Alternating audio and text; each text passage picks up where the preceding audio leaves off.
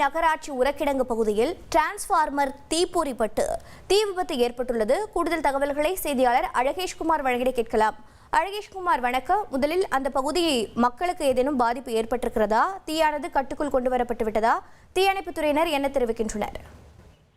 பழனியில் பெரியப்பா நகர் என்ற பகுதியில் பழனி நகராட்சிக்கு சொந்தமான குப்பை கிடங்கு ஒன்று உள்ளது. இந்த இடத்துக்கு அருகே இந்த டிரான்ஸ்பார்ம் ஒன்று இன்று காலை வெடித்து சிதறியதில் அதிலிருந்த தீப்பொறி குப்பைகளின் மீது விழுந்ததில் தீ பற்றி மலமளவென எரிய துவங்கியது.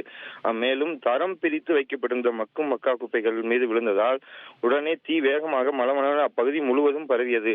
இதனால் அப்பகுதி முழுவதும் கரும் புகைமண்டலமாக மாறியது. இதனை அடுத்து அப்பகுதியில் மக்கள் மூச்சு திணறல் ஏற்பட்டு வந்தது. இதனை அடுத்து சம்பவ இடத்திற்கு வந்த நகராட்சி மற்றும் தீயணைப்புத்துறை அதிகாரிகள் தண்ணீர் லாரிகள் மூலம் பீச்சி அடித்து தீயை கட்டுக்குள் கொண்டு வர சுமார் 2 மணி நேரத்துக்கு மேலானது. இதனால் அந்த பகுதி முழுவதும் புகைமண்டலமாக காட்சியளித்தது. மேலும் இந்த பகுதியில் அடிக்கடி இதுபோல தீப்பற்றி வருவதால் அப்பகுதி மக்கள் மிகவும் சிரமப்படுவதாகவும் இதற்கு நிரந்தர தீர்வு காண வேண்டும் எனவும் அப்பகுதி மக்கள் கூறியுள்ளனர். மேலும் தற்போது வரை தீயணைப்புத்துறையினர் தீயை அணைத்து வருகின்றனர்.